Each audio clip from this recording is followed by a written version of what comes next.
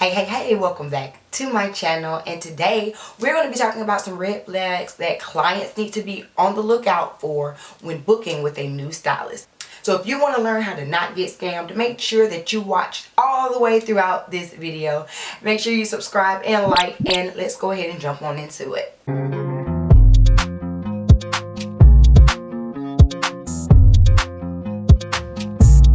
It's 2023, okay? There are scammers everywhere, and if you are not careful, you will get got.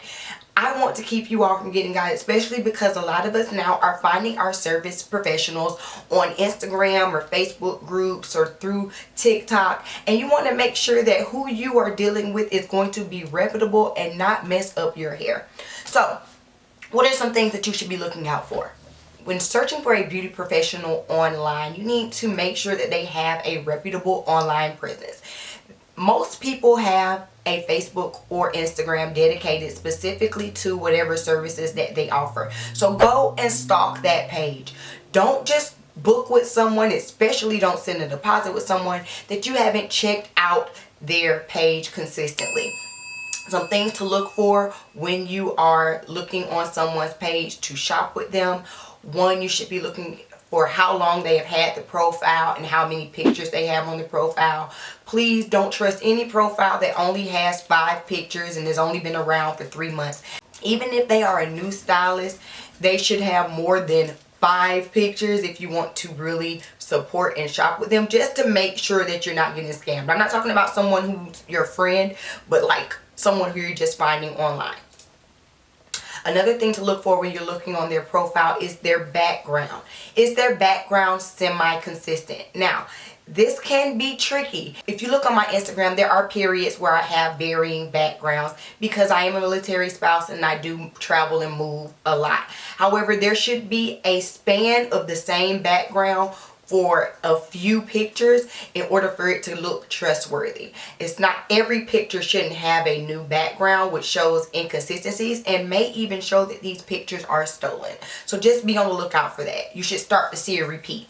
Also, if you're shopping with someone who sells wigs, see if you can take that picture and reverse Google search it. A lot of these wig companies and things like that are recycling influencer pictures, and they aren't even their actual units. So if at all possible, try to reverse engineer, reverse search some of those very gorgeous hair photos, just to make sure that they're not stealing pictures. And one way you can also tell is look for watermarks. I'll put my watermark up on the screen now.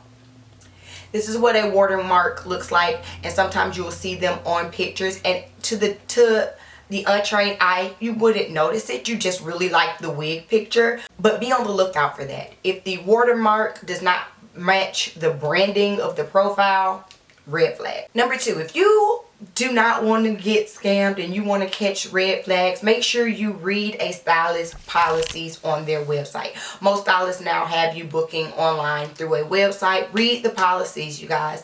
A lot of times we are frustrated as stylists and you as clients just because we simply do not read, okay? You need to see what is their cancellation process, what is their booking process, what are their deposits like, how do they want me to come, where are they located.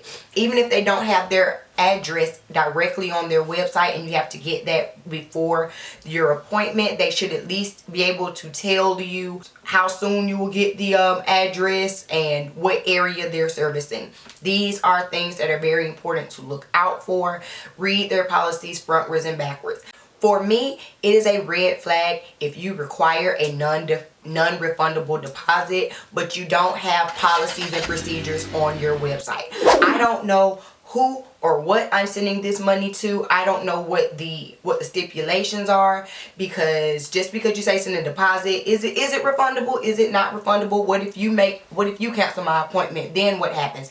I need to know before I start sending you my money. So before you send anyone a deposit, make sure you check out their policies and procedures on their website. If they don't have any, that's a red flag.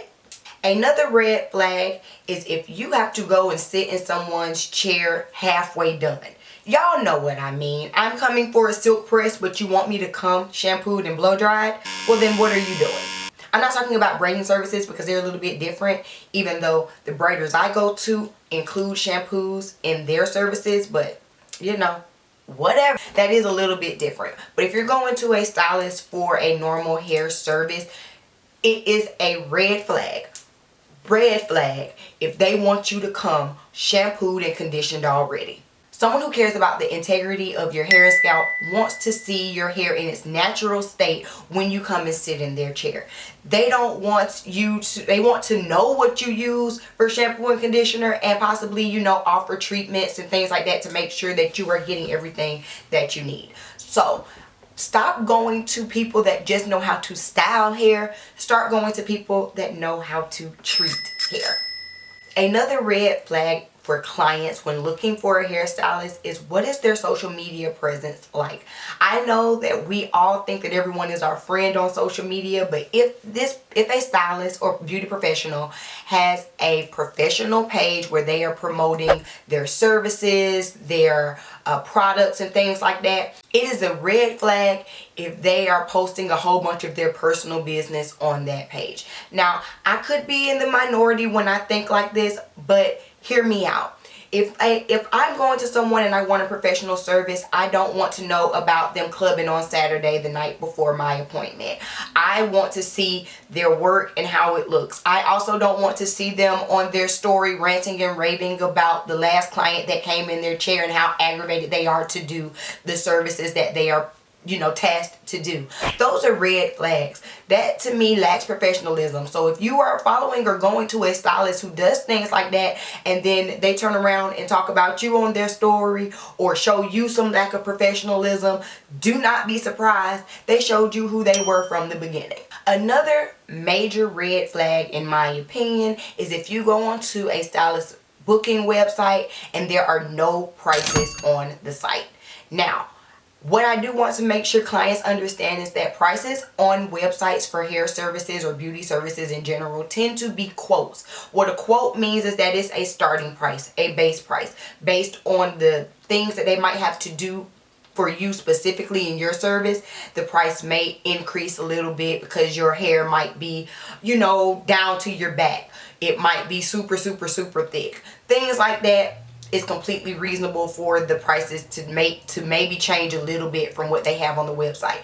But you should be able to go on their website and get a general idea of what their pricing structure is. If that is not available to you, that is a red flag. To me, that says that they are just pricing you based on their feelings or their bills for that day. That's not someone that I want to go to. I want to know what I'm paying for, and I want to know that what I paid is the same thing that she paid before me. You know what I'm saying? So, red flag. Another thing that you should do to look for these red flags in these stylists is to check their Yelp reviews, baby. Check the reviews. Don't just check the reviews on their Facebook page or on their website. While those reviews may be great, see if they do have some available reviews on Yelp. Again, this isn't applicable to every stylist, but if you're going to a major salon, check the Yelp reviews. See what other people in the area are saying. Now, remember, reviews are always going to be mixed. If they have 10 reviews and only 1 to 2 of them are bad, that's a pretty decent average. I would check it out for myself and also be aware of what the reviews are saying. If the reviews are saying something like, oh, the water was too cold, that's petty, like whatever. But if the reviews say she burnt my hair off to a crisp, baby, run for the hills, okay? Another red flag for me personally is stylists who constantly move salons. That is just a red flag for me as a client. If you are constantly going from, you know, the south side to the west side to the east side to the north side, and you've gone to 6 different salons in the span of 2 years, something about that is off for me, and I just don't want to continue to hop around and jump around with you like that. That's just me personally. Y'all can let me know what you think about it down below, but for me, that's a little bit of a red flag, and it makes me raise my eye like, what's happening here? But then again, if they do a good service, what do y'all think? One of the easiest and most common red flags is if a stylist is consistently late. If they do not respect your time or their own time, why would you continue to go to them? Now, a one-off being late hereer or thereer is one thing, but when you go to them and every time you go, there are 2 and 3 clients sitting waiting for this stylist, or they come in 15 minutes late with the Starbucks and a bag of McDonald's breakfast or something like that, maybe that's a red flag. Why do you keep putting yourself through that? Even if they do bomb hair, there's someone else that can do great hair just like them, I'm sure, and who can respect your time and your money. That's a red flag. Keep it pushing. I hit on this a little bit earlier when I talked about being on social media, telling all of their business, but even in the salon, if you have a stylist that is constantly talking about the next client or talking about the next stylist in the salon, that is a red flag. Please believe that the second that you get up out that chair, they are talking about you. I do not agree with that myth that beauty salons are messy. I mean, don't get me wrong, I have seen my fair share of mess in the salon, but overall, I don't want to go to a stylist that is keeping up that mess. I don't want that negativity in my hair. Period. Well, those are all the red flags that I can think of right now. Y'all tell me some red flags that you have for stylists down below in the comment section. Please remember to subscribe to my channel if you have not done so already. And if you are in the market for a custom wig, honey, and you do not want to get scammed, make sure you check out my website, www.bssu.com. The BSSU stands for the Bespoke Styling Signature Unit. You hear me? You ain't got to worry about getting scammed or somebody else's watermarks on my wigs, honey. They are all made by who? Yours truly. I'll see y'all in the next video. Peace. Thank you for coming through for another video. Remember to become official beauty by joining the membership. You can do so 3 ways: by clicking the join down below, by visiting my website and becoming a member, or by joining my Patreon.